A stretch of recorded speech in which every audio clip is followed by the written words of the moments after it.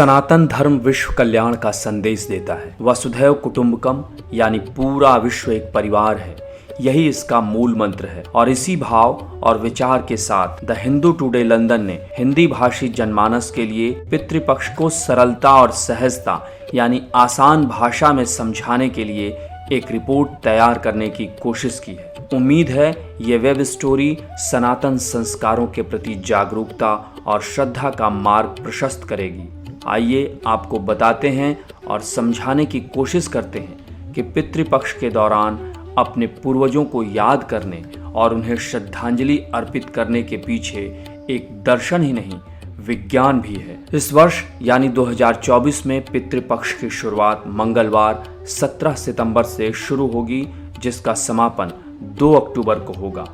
मान्यता है कि इन 16 दिनों के दौरान पितृदेव अपने प्रियजनों से मिलने और उन्हें आशीर्वाद देने पृथ्वी लोक पर आते हैं। इस दौरान सनातन धर्म के लोग अपने पूर्वजों को प्रसन्न करने के लिए तर्पण और भोग अर्पित करते हैं। मान्यता ये भी है कि पितृपक्ष में घर में कौओं का आना बेहद शुभ माना जाता है, क्योंकि इन्हीं से हमें संकेत मिलता है कि हमारे पितर हमारे घर पधारे हैं। सनातन परंपरा के अनुसार कौओं को अर्पित भोजन सीधे पितरों तक पहुंचता है और इसके पीछे सिर्फ परंपरा नहीं बल्कि फूल प्रूफ प्रमाणित विज्ञान है।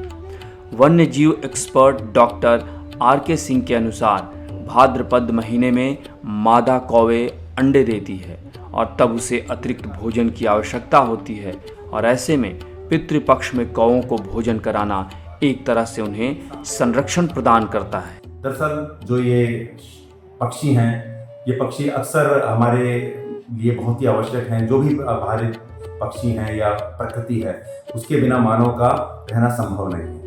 इसलिए प्रकृति को अगर हमें बनाए रखना है तो हमें पक्षियों और वन्य जीवों को भी बचाए रखना पड़ेगा। अगर जो ये पक्षी हैं, इन पक्षियों के लिए, हर पक्षी के लिए कोई ना कोई, हर वन्य जीव के लिए, हर प्राणी के लिए हमारे सनातन धर्म में कोई ना कोई विधा है, कोई ना कोई उसके लिए समय दिया गया है जिसमें कि हम उसको पूजते हैं। और पूजने के पीछे यही उद्देश्य होता है कि हम उसकी रक्षा करें, उसको सेव करें और अपनी प्रकृति को बचाएं, जिससे कि हमारे मानव मात्र का विकास हो सके। रही बात इन कौवों की, तो ये जो कौवे हैं, इनके बच्चे कुछ दिन पूर्व ही ये लोग इन्होंने बच्चों को दिया होता है, अंडे दिए होते हैं। इनके बच्चे इसमें पंख फड़फड़ाने लग जाते हैं, बाहर निकलने लगते हैं, उससे उनको खाने की आवश्यकता होती है। और इसके अतिरिक्त डॉक्टर सिंह ये भी बताते हैं कि कौवा बरगद और पीपल के फल खाता नहीं बल्कि उससे निगल जाता है और बीज को बीट के तौर पर बाहर निकालता है, जिससे प्रकृति में नए पौधे उगते हैं। और ये दोनों पौधे पर्यावरण के लिए कितने उपयोगी हैं ये दुनिया जानती है। यानी अगर देखा जाए तो कौवे पर्यावरण के सबसे बड़े संरक्षकों में से एक हैं। तो पितृपक्ष इन कौवों को संरक्षण देने का एक सबसे बड़ा माध्यम भी है। पितृपक्ष में अगर कौवों को खाना खिलाने के पीछे वैज्ञानिक तथ्य है तो पौराणिक कथाओं के अनुसार कौवों को लेकर एक कथा भी बहुत प्रचलित है। Indian council of astrological science के उपाध्यक्ष पंडित रमेश चिंतक ने बताया कि एक बार भगवान राम और जयंत की वो कथा है। इंद्र के पुत्र जयंत ने भगवती सीता के चरणों पे अपने चोंच का प्रहार किया था, जिससे नाराज होकर भगवान राम ने एक तिनके को तीर बनाकर उसके पीछे छोड़ा। कई लोकों में घूमने के बाद वो तीर उसकी आंख में लगा और उसके बाद वो जब प्रायश्चित स्वरूप भगवान राम के चरणों पर गिरा, उनसे क्षमा मांगी, तो भगवान ने क्षमा कर दिया और साथ में एक वरदान भी दिया कि पितृपक्ष में जो कौवे को भोजन कराएगा वो उसके वंश के पितरों को मिलेगा। तब से कौवों का बड़ा महत्व है और पितृपक्ष में सभी लोग कौवों को भोजन कराते हैं। भारतीय संस्कृति में कौवे का इसलिए भी महत्व है कि काकभूषुंड जी जो एक रामचरितमानस के एक बड़े पात्र हैं, बहुत ज्ञानी पात्र हैं, उनके अपने पूर्व जन्म पूरे याद थे, उस दृष्टि से भी बहुत महत्व है। पितृपक्ष में इसीलिए लोग कौवों को भोजन कराते हैं। पहला कौवे को, गाय को और कुत्ते को, ताकि वो सारा उनके पितरों को मिले। और ऐसी मान्यता है कि जब इन लोगों को भोजन कराया जाता है उससे पितृ प्रसन्न होते हैं, वो भोजन पितरों को ही मिलता है। जिसके बाद से पितृपक्ष में कौओं के साथ गाय और कुत्तों को भी भोजन कराने की परंपरा चली आ रही है। इसी तरह पितरों को तर्पण देने में कुश का भी काफी विशेष महत्व है। कहा जाता है कि कुश भगवान विष्णु के रोम से पैदा हुए, इसलिए कुश को बहुत ही पवित्र माना गया है। जबकि विज्ञान कहता है कि कुश कीटाणुओं को दूर करने में भी सहायक है और ये प्राकृतिक शुद्धिकरण का काम करता है। सनातन धर्म में कुशा का बड़ा महत्व है और पितृपक्ष में तो ये महत्व और भी बढ़ जाता है, क्योंकि बिना कुशा के पितरों का तर्पण नहीं होता। कुशा के माध्यम से ही जल दिया जाता है। कुशा सबसे महत्वपूर्ण इसलिए है कि इसको भगवान विष्णु का रोम कहा जाता है। जैसे तिल को भगवान विष्णु का पसीना कहा जाता है, वैसे ही कुशा को भगवान विष्णु का रोम कहा जाता है। इसलिए कुशा का और भी महत्व है कि वो भगवान का अंग मानी जाती है। तिल का भी इसीलिए महत्व है कि भगवान विष्णु के अंग से उत्पन्न है। इसलिए कुशा और तिल ये दोनों ही चीजें पितृपक्ष में पितरों के तर्पण के लिए अनिवार्य मानी जाती हैं। जो हम पवित्री बनाते हैं उसे कहते ही पवित्री हैं। कुशा की पवित्री जो हाथ पर पहनते हैं और कुशा के माध्यम से ही पितरों को जल दिया जाता है। देखिए, जब ग्रहण पड़ता है तो अन्न में, आटे में, दाल में, चावल में जो भी खाद्य सामग्री होती है उसमें कुशा डाल देते हैं। वैज्ञानिक भी ये कहते हैं, इस तथ्य को स्वीकार करते हैं कि कुशा से जो भी विष तत्व है, जो भी कीटाणु है, उनको दूर करने की क्षमता होती है। तो एक तरह का प्यूरिफिकेशन का काम कुशा करती है, ऐसा वैज्ञानिक तथ्य है। ये एक प्रकार की यूं तो साधारण घास होती है, लेकिन इसका बहुत महत्व है और पितृपक्ष में तो इसका बहुत ही महत्व और भी बढ़ जाता है, क्योंकि बिना कुशा के को माध्यम बनाए पितृ जल ग्रहण नहीं करते। इसके अलावा पितृपक्ष के बारे में ये भी मान्यता है कि श्राद्ध और पिंडदान के माध्यम से व्यक्ति पितृ ऋण से मुक्त हो जाता है और अपने पूर्वजों को तृप्त करता है।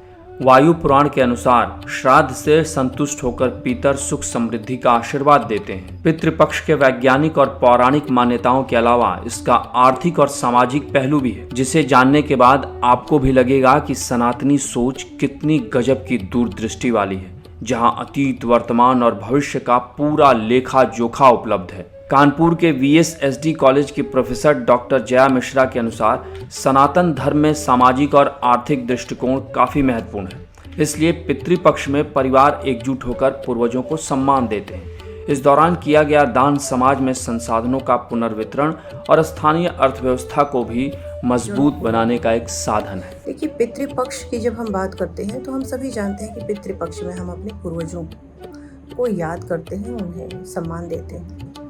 और मुझे ऐसा लगता है कि सिर्फ एक सनातन संस्कृति ऐसी है जहां हम अपने पूर्वजों को याद करने की कोशिश करते हैं। वैसे तो हम सभी जानते हैं, हम हमेशा ही हम अपने नाम के आगे जो सरनेम लगाते हैं वह हमेशा यह बताता है कि हम हमारे पूर्वज कौन हैं। पर पितृपक्ष में हमने 15 दिन का एक विशेष समय लिया है, यह याद करने के लिए मुख्य रूप से कि हमारे अपने पूर्वजों को हम याद करें, जिनके कारण आज हम इस धरती पे हैं और हम उनके प्रति अपना सम्मान और श्रद्धा कह लीजिए या अपनी कृतज्ञता कह लीजिए, हम दिखाने की कोशिश करते हैं।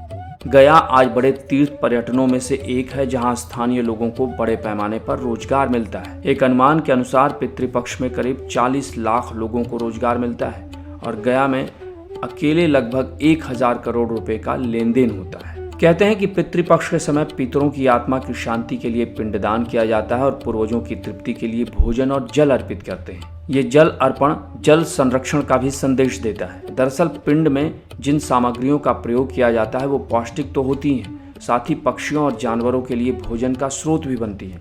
यानी प्रकृति के साथ संतुलन बनाए रखने में पितृपक्ष काफी मददगार है। कहते हैं कि पितृपक्ष में सात्विक भोजन करना चाहिए, फल, सब्जियां, दूध, दही का सेवन हो, मांसाहार, लहसुन, प्याज का परहेज करना चाहिए, भोजन से पहले पितरों को भोग लगाना चाहिए और इस दौरान जल और तिल का प्रयोग जरूर करना चाहिए, जो पितरों के लिए काफी प्रिय माना जाता है। पितृपक्ष एकजुटता को बढ़ावा देता है और यह हमें पीढ़ी दर पीढ़ी जोड़ता है। पितृपक्ष में संयम और ब्रह्मचर्य की भी सीख देता है। हमें किस दिन किस तिथि पर किसका श्राद्ध करना चाहिए। ननिहाल जो पक्ष के पितरों का जो श्राद्ध है, जैसे नाना नानी का श्राद्ध, ये प्रतिपदा तिथि को किया जाता है। जिन जातकों की अकाल मृत्यु होती है उनका श्राद्ध चतुर्दशी को करना चाहिए। विवाहित स्त्रियों या सौभाग्यवती स्त्रियों का जो श्राद्ध है वो नौमी तिथि को किया जाता है। माता के श्राद्ध के लिए भी नौमी तिथि को सबसे शुभ माना जाता है। सन्यासी पितरों का श्राद्ध द्वादशी तिथि को किया जाता है। जो अविवाहित जातक हैं जिनकी मृत्यु हो गई किसी वजह से, उनका श्राद्ध पंचमी तिथि को करना चाहिए। पिताजी का श्राद्ध की तिथि जो उनकी निधन की तिथि हो वो अथवा अष्टमी तिथि को उनका श्राद्ध करना चाहिए। सर्वपितृ अमावस्या पर सभी पितरों का श्राद्ध किया जाता है जिनकी हमें तिथि ज्ञात न हो। यानी देखा जाए तो पितृपक्ष न केवल एक धार्मिक अनुष्ठान है बल्कि ये प्रकृति, समाज और अर्थव्यवस्था के साथ सामंजस्य स्थापित करने का एक अहम मार्ग है। तो आइए पितृपक्ष के इस पावन अवसर पर अपने पूर्वजों को सच्ची श्रद्धांजलि अर्पित करें। सत्य, सनातन, संस्कृति, वैदिक साहित्य, पौराणिकता और प्राचीन सभ्यता से जुड़ी रोचक जानकारी प्राप्त करने के लिए द हिंदू टुडे चैनल को सब्सक्राइब और शेयर करें। और हाँ, नोटिफिकेशन के लिए कृपया बेल आइकॉन भी ज़रूर दबाएं।